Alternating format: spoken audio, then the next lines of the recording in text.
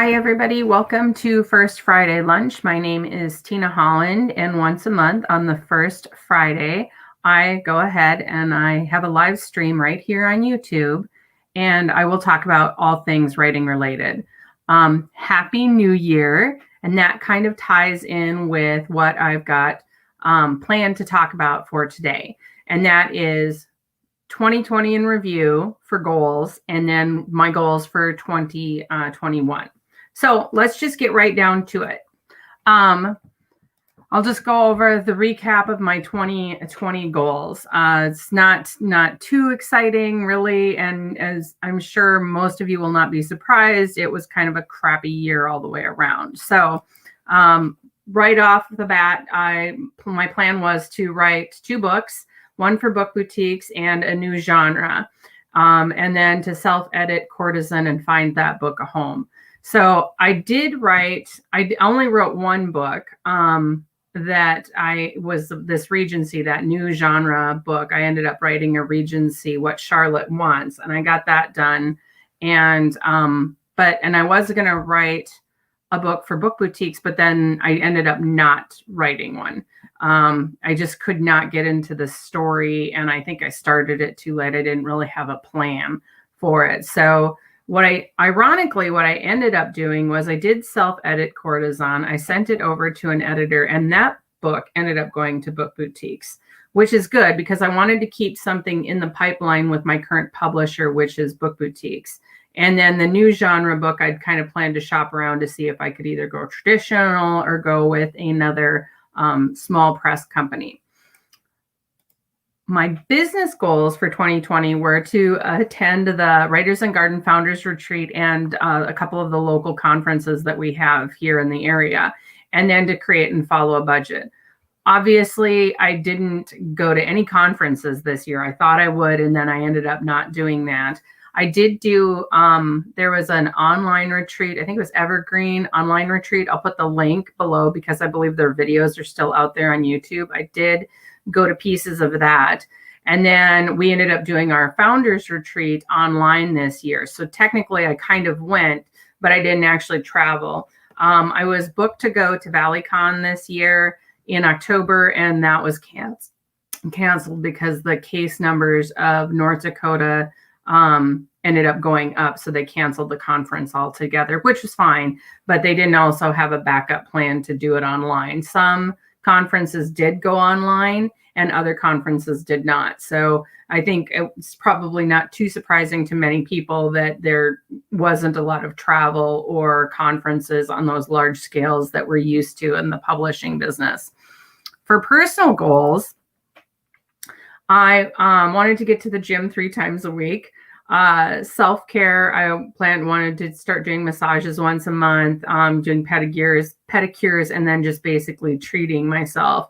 And then also I wanted to take a vacation or self-retreat. I'll put the link down to my 2020 goals video when this stream is done.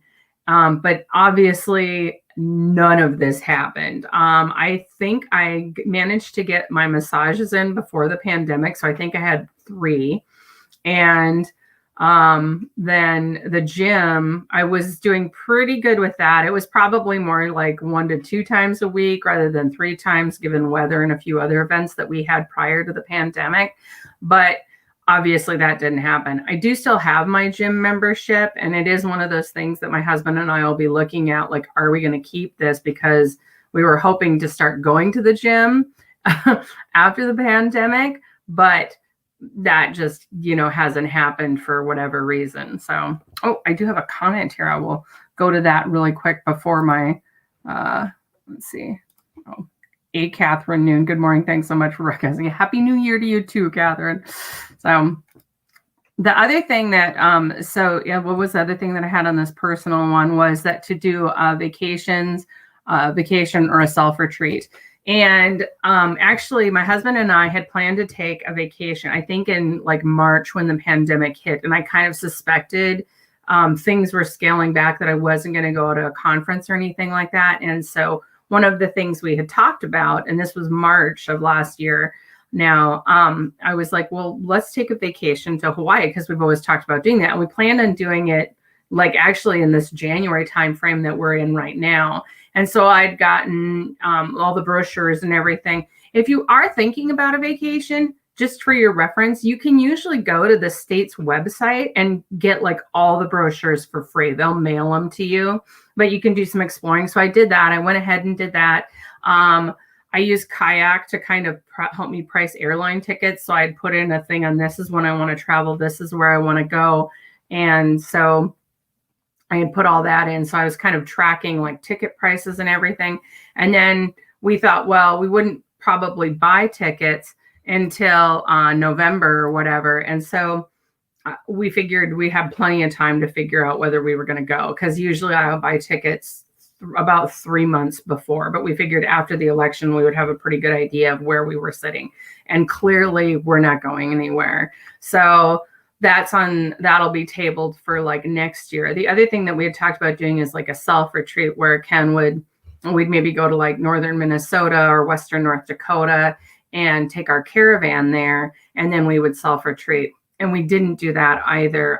Partly that we would look at self-retreating either in the early spring or the fall, because our business runs in the summertime. So what we did is we didn't make any plans to go ahead and do a retreat that way, because once summer hits, we're pretty much in business mode. So ironically, what we ended up doing is we worked so long. We had very long hours in July. So what we would do is our business, and we keep our caravan out there as an office space. Our business is about 4 miles from our house. So what we ended up doing is I would come home in the evening and pick up all of our dogs and everything and go back out there. And so we kind of had like these little mini overnight vacations. We would work most of the day, or maybe we'd have 1 or 2 jobs. And once we were done, I'd go home and pick up the pups, and then we'd like grill and stuff like that. And it's not as retreaty as our house, but I found it kind of beneficial to be away from my house to some extent. So just to have a different set of scenery. The irony is that Ken and I have always talked about, we watch like people do tiny houses, and I never thought I could live in a tiny house. I thought, oh, I'll always need a bigger house or whatever. And after doing this last summer, I'm like, I could totally live in a small house if I needed to. Because my husband really wants to downsize. And I'm like, I think we need like a 7-bedroom home. So when the kids and the grandkids come home, we have places for everyone to stay, and all my friends and whatever. My husband's just like, but the other thing is that after doing that, my house kind of, for lack of a better word, suffered, because somebody wasn't in here all the time. Someone wasn't, the dusting wasn't getting done. Just like routine cleaning things, and like even just like airing out of the house when you have people coming and going and stuff like that, you tend to kind of have I don't want to say cleaner house, but it's more lived in. So I think what we'll probably do is we'll probably lock our house down next season in more of a, like, we're going on vacation mode. We'll probably limit like the rooms that we use and all that kind of stuff. So that'll be something maybe for next year. But I have another comment here. So how long would you stay just overnight? Oh, I'm guessing you're talking about at my camper. We would just stay overnight, especially if we were at the, or if you're talking about us self-retreating, like a vacation, it'd be like a weekend thing. Although for us, depending on, since neither Ken or I work during the week, like basically September, well, October is probably a saver, but October through May, we could go midweek or something somewhere, and I would take the caravan for maybe a week or something like that someplace.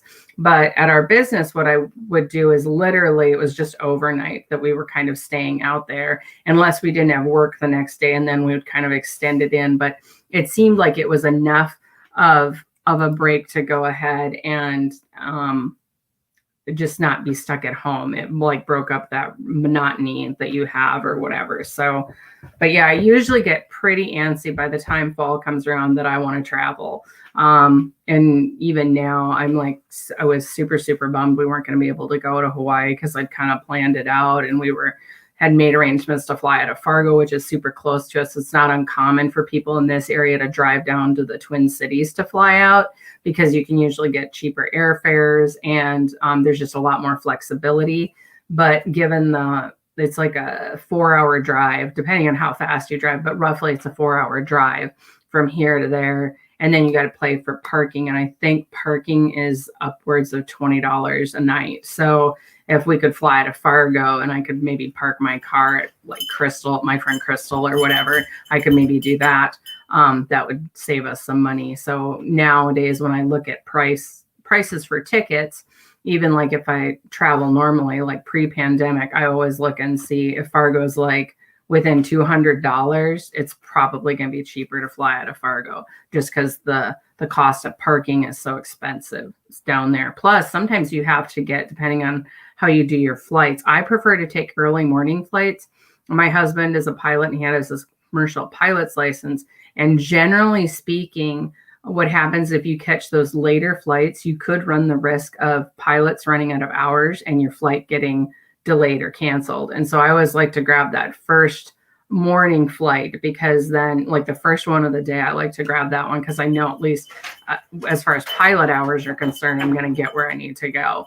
Weather, mechanical, all that other stuff is different, but at least I know that my pilot's not going to run out of hours. So I'll get from point A to point B. So those are, that's kind of my 2020 in review. And for, I mean, a lot of stuff, I was hoping to get like The Courtesan of Constantinople published traditionally. I ended up getting it published with Book Boutiques, which is the small press that I've been working with on all my re-releases. And that worked out really, really well. So, and probably better because that book's done fairly well. So my 2021 goals is I think in my video from last year, I went ahead and I explained that I set goals around writing, business, and personal. And writing is just kind of like, I don't set goals around publishing because I can't control who's going to want to buy a book. And I tend to query traditionally unless I'm self-publishing. So I tend to not make a publishing goal. Like if you're a self-published author or an indie author, you could probably say, I want to publish X number of books per year. I don't do that because that's not the business model that I work with. So I always set my goals around writing, business, and then personal. And I'll get into a little bit about what the business piece means for me versus like publishing books or whatever. So, and writing and personal here is really more like, is personal to have like, since writing is now my full-time job to have, and then of course our business that we run in the summertime is to have some work-life balance. So when I'm looking at personal, I'm kind of looking at things to help me create that work-life balance. So writing, my goals this year are to finish Wind Resistant, which is a sequel to Fireproof, and then to write Curse in the Caravan, which will be the next book in my steampunk series, and then to start book 2 of my Regency series, which is What Charlotte Wants. And then my plans are to edit book 1, What Charlotte Wants, and then begin query. And so when I'm talking about editing, I'm talking about self-editing. If this goes to Book Boutiques, which does, they'll do like the copy edit. So they'll do like the spelling check. They'll do like copy and proof. And so they're checking for spelling, but they don't do developmental edits. So I'll have to hire an editor if I end up going to Book Boutiques with this book. But I'd really like to get this Regency series, at least, if not traditionally published. I'm not sure if it'll be long enough to traditionally publish because they want, 50,000 words and up, at least with another either small press or maybe I'll go indie. But I just don't feel like I'm going to be brave enough to go indie yet. So, what I'll do is I want to have, one of the reasons I want to get it into another publisher is basically in case mine folds. Because I've had that happen now with, I was originally with 2 publishers and now I'm down to 1. And because both in I think it was 2018, both of my 2017 Resplendence folded. And then in 2018, Liquid Silver Books was dissolved, or however it closed basically. So, but then I had those stories out there and I could have gone ahead and indie published them, but Book Boutiques was nice enough to take them on and basically repackage them for me, which was really nice because then I wasn't out new cover if I had to do a new cover, and then they kind of take care of a little bit of the marketing. So I did indie publish one, Sexing Up the Spy. That was the first book I had written for Resplendence. I went ahead and I self-published that. And I think it was self-published for maybe a period of 3 months, and it did abysmal. I mean, I did not do well with it. So when I spoke with Michelle at Book Boutiques, I had asked her, I have this one out, but I can easily pull it back because I had all the rights and everything. And if you want it, it's more of a prequel to this Caulfield Cowboy series. And she said, yeah, go ahead. And it did so much better when they took it over and packaged it. So there's something in the equation, at least as far as the marketing or setting up the algorithms or something, that I'm just not finding. And so rather than self-publish, I will usually go to a small press, or I might go back to Book Boutiques again. But I do like to have the flexibility of at least having stories with different publishers, just so that either you're not carrying all that weight, or you don't have it sitting all with one publisher in case something happens. So that's kind of my writing goals. The other thing is, as part of my writing goals, I wanted to, like last year, my goal was to write 1,000 words a week, and I blew that out of the water. It was much easier than I thought it was. So this year I'm setting a goal to write at least 5K a week, which is basically 1,000 words a day, Monday through Friday. And that should give me some flexibility. One of the things that I do is I participate in these write-ins. There's actually going to be one right after this. I'm hoping to wrap this about 12 my time, with the Dawdling Writer, and I will participate in those. And I get a pretty good chunk of words written during write-in sprints that they have on YouTube. So whether they're live or whether I watch recorded ones, either way. So I seem to do better writing wise. Once a week, my writing local, or twice a month, I should say, every other week, my local critique group will usually get together and write too. And I'll get words in there as well, but it just doesn't seem to be as productive as, for whatever reason, these writing sprints that I do online are. I'm not sure why that is. So those are my writing goals for 2021. My business goals are to put my current books, so everything that I've currently got with Book Boutiques that's out e-published, is to put them into print and audio. And I do have some of them in print and some of them in audio, but I'm really looking at getting The Courtesan of Constantinople and Alchemist of Archangel published in print. And I'm hoping to maybe do Courtesan in February, or if nothing else, this first quarter. But I have to work with my cover artist to kind of have her remove the Book Boutiques tag. And then I might look at having her do the covers for the audiobooks as well. And then the other thing I want to do is I really want to explore foreign language options. Because I think, as I said last night on my release, or not last night, the night before, I had a release party. I really want readers to read it. I'm always more concerned with going wide and making sure I have all the readers versus having like making a rank. Actually, I was watching a video from Courtney. She just did her recap of her 2020, 20, and 2021 goals, like I'm doing. There's a bunch of AuthorTube authors out there doing that. So if you're kind of curious what kind of goals to set, you could probably just Google, author writing goals or something in the search, and you could probably find a bunch of videos to get some ideas if you're looking at writing goals for yourself. But one of the things that she said was bank before rank. And I'm like, oh my God, that makes total sense, because a lot of people end up getting obsessed over ranks for USDA Today, New York Times, Amazon, and wherever you have your book ranks or whatever. But really, it's more about bank. Like, are you getting the readers? Are you finding the readers? And I actually want to find the readers. I would rather my readers like order the book in through the library than necessarily break the bank buying it or whatever. Because the other thing is too, is when you go into the libraries, the library buys your book. So you're getting a purchase. And sometimes in ebook cases, I don't know how all the different programs work. They're actually leasing the book. So they have it leased for a set period of time. And then when the lease is up, they kind of don't have it anymore. I don't think that's the case with small presses. I think they out and out buy them from the small presses. But I think with, like, if you were with a HarperCollins or New York 5. I think it's a lease program. I think that's how some of them do that. But my books are available on Hoopla, Overdrive. I haven't seen them on RB, but maybe they are. But RB is a little different, and I use it for my own library use, but I don't know exactly how it works. So one of the reasons of getting my stuff into print and audio is to also widen that too. So sometimes libraries won't order an ebook, but they'll order a physical book. So I think that would help too. So I want to get those current books into print. And then some of the shorter novellas and short stories, if they're a series, I might package them together as one book. So I'm looking at doing that as well. Then I'd like to attend at least one conference, local or otherwise, and that being, if I can go somewhere, I will, or if there's like an online option, I'll do that too.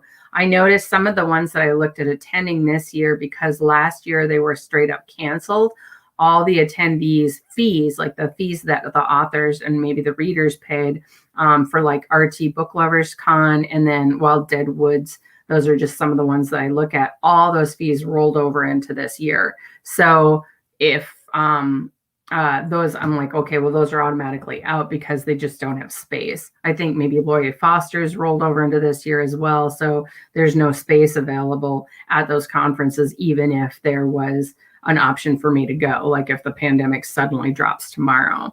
But so I'll either look at attending a con local or online. Currently, I'm going to do this thing here. Oh, goodness. Catherine Noon has a comment. Noonie has a comment about libraries. My library is moving away from RB and coming over to Libby. And Libby is a division of Overdrive. I don't know if you know that. They got rid of all the RB magazines effective today, and you use Libby instead. We'll lose access entirely by March 1st. I'm guessing you mean to RB or whatever. Yeah, Libby's a division of Overdrive. And RB, I liked RB too, because I had been getting a digital magazine. I like Better Homes and Gardens. I'm not super crafty, but I really like looking at the pictures and I get kind of ideas in my head. And I liked getting that magazine, and I'd gotten it digital, but I was so busy doing writing and whatever. I was like, this is just silly that I have this. I'm paying X amount of dollars for this and not using it. And then they used to have the magazine on RB. So I was like, oh, I'll use that instead. So actually the Fargo Public Library, which is where I will get most of my books, they have Overdrive and also Libby. Overdrive, because Libby is just a piece of Overdrive. So if you have Overdrive or you have Libby, you're getting the same access to the same kinds of books. And they have Overdrive, Libby, and then they had RB it's actually through the state, like it's all under one. It's the North Dakota State Consortium is actually what it is. So all the ebooks for North Dakota are kind of tied in. As long as all the libraries are tied with each other, you can go ahead and get them through Overdrive or RB or whatever. And then they used to have the magazine on there, and now they don't anymore. So I'm not sure. I was just trying to use mine last night to see if I could even look at new magazines, and I couldn't. So I don't know if maybe ours is going away too, and they're going to replace it with something else. But I wonder too, now that you mentioned the Libby part, if maybe they'll just go to, like, you could only access the magazines on Libby instead of like Overdrive or whatever. That'd be weird, but maybe that's what they're doing just to keep data space available or something. So yeah, that's interesting. Let's see here. So we get one. Oh yeah. So then business goals as it is, and then attend the the Writers and Garden Founders Retreat in September. And we did it online last year, and that worked out really well, actually. In some ways, it might have been nicer. Probably those of us with tight budgets, it probably helped out in the sense that we didn't have to leave our homes, and you just needed a pretty decent internet connection. But yeah, it went really well. So I'll attend that either way, because we've already got a plan to do that. I know that I'm looking at doing a couple other things business-wise. I've been wanting to do something different with like a video thing. Like I'm thinking like Writer Wednesday in my head, and I don't know if I'll do like a YouTube video. if I would do like classes on Facebook or something. I'm just trying to think of another way to kind of put content out there for writers. And yeah, I just haven't figured out how I'm going to do that yet. But I've also thought about interviewing other writers on like a YouTube channel separate from this First Friday lunch. So I've done a whole year of First Friday lunch, and I've kind of gotten comfortable. Obviously, you guys see I use StreamYard. I'm pretty comfortable with that platform because I like that it'll put the little things down below here for you guys to see, so that because I have no idea how you would do that in YouTube just by itself. So I kind of like StreamYard for that. And also, if you do it on Facebook, you'd have the same thing. The only thing with Facebook is if you take StreamYard and you publish it to Facebook, unless the people register with StreamYard, the Facebook, you would never see the Facebook comments or whatever. It would just say Facebook comment or Facebook user. It would never say their name, which it might be comfortable for some people because maybe they don't want to have their name out in the world or whatever. But I'm trying to think of a way to create more like writer content. I used to have Writer Wednesday on my blog, and I might go back to doing that, but I don't know. Maybe I'll do a poll to figure out how I'm going to do that. So I think the other thing is that Catherine Noon and I are talking about doing some more exciting things with Writers and Garden too, for writers, starting out and stuff like that. So that might be something that might take place after the first quarter or maybe mid-year or something. So there's a few other things business wise, not necessarily related to Tina Holland, but just generally that I'm looking at doing. So I'm interested in it. I think I might have deleted my personal. I had my personal goals up. They're kind of the same as last year though. I want to get to the gym 3 times a week. Yeah, I must have deleted one of them, but yeah, it's pretty much going to be this, I'm going to try and get to the gym or reevaluate that and see if that's exactly what we're going to do or not, or if we're just going to let that go by the wayside, and then just get back to self-care. And in the self-care arena, what I had started doing after the pandemic was I had started self-caring here. So I'd do like more meditation, yoga, I'd give myself pedicures, or if I could talk my husband into it, can you paint my toenails? I'm horrible at painting my toenails. My foot ends up like let's say I used red toenail polish. All my toes will be kind of red. So it takes about a week for the toenail polish to wash off my skin and they look decent. But I might do some of that kind of stuff. And because I did do a lot of that in the pandemic too, where I was meditating. I was, I obviously didn't have massages or something. I really hope that some of the restrictions lift specifically for that. The self-care or the treat self-care things are not as big of a deal, but the year, I think it was 2019, I didn't really go in for massages. We'd been starting up our business, and once we'd started our business and I'd lost my job, which was end of 2017, I'd kind of let that drop, but I can totally feel it in my back and stuff that I am just misaligned, I guess. So, and I find that monthly massages, if I'm not having issues, it's kind of a relaxing thing. And if I am having issues, it really puts all my muscles back where they need to be, I guess. For lack of a better term, that's kind of what it feels like. And then you feel, straighter, more comfortable, that kind of thing. So, yeah, so that's something I'm hoping that the restrictions lift enough that I could have that done again. But I could kind of take or leave like going to the salon though. I've cut my own hair for a very long time. It's pretty long. So I have a technique for cutting it that I will probably stick with. And if I end up chopping it, the worst thing is the bangs might look off, but everything else, I know you guys have seen, I've had that bun up, so you would hardly even know if I'd cut it crooked or not. So I don't know that I'm necessarily keen to that stuff, but yeah, the massage thing is definitely a thing. So, and then just generally taking care of myself, eating healthier. These things are not hard for me though. Just as a general rule, I find that especially if you've started eating healthy, like let's say you eat a lot of fruits and vegetables, I tend to be mostly vegetarian anyway. Not to say I don't eat meat, I do, but I tend to prefer not to. I mean, it just doesn't appeal to me as a texture, whatever. When I want meat, I figure my body needs protein or something like that. But for the most part, I don't generally crave meat. So I love pasta though, which is not necessarily good for me. So I always look for vegetable alternatives around pasta. So, but yeah, I find that if I eat pretty healthy and then you go and you eat like McDonald's French fries, or I'll just use that as an example, then you feel I feel sick. So once I start eating healthy, it's not very hard for me to stay on track with that.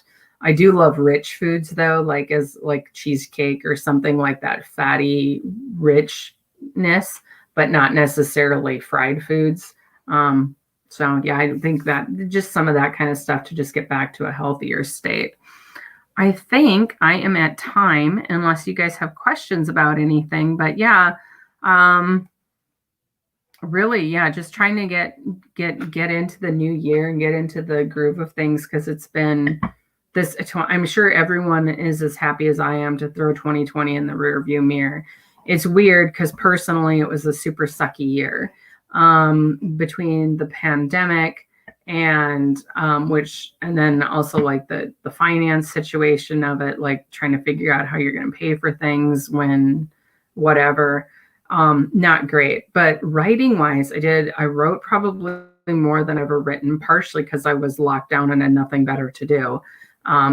And then I also ended up getting these 2 books that had been written, published. So that was kind of a nice end to the year. It was kind of a nice little present to me. So I'll probably see sales this month for the first book in the Archangel Revolution series, and that'll be good. I'm planning on, for the next month's video, I'm planning on talking about marketing, just how I did the marketing for the Courtesan of Constantinople and whether I think that paid out. So we'll go over like books sold, as well as the marketing strategies that I took for that book, because that one is still doing pretty well. It's riding a pretty healthy wave of people buying it and reviewing it and stuff like that. So I think the other day I just checked, because it had been dropping in the Amazon sales ranking. And that's the only one I kind of use as a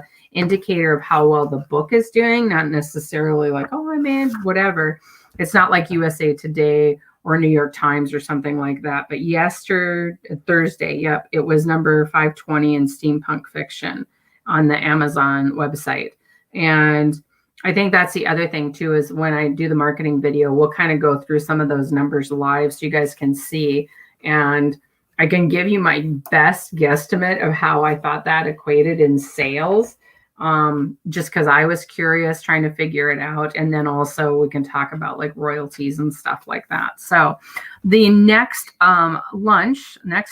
First Friday lunch is February 5th, and that'll be at 11:30 a.m. Central Standard Time.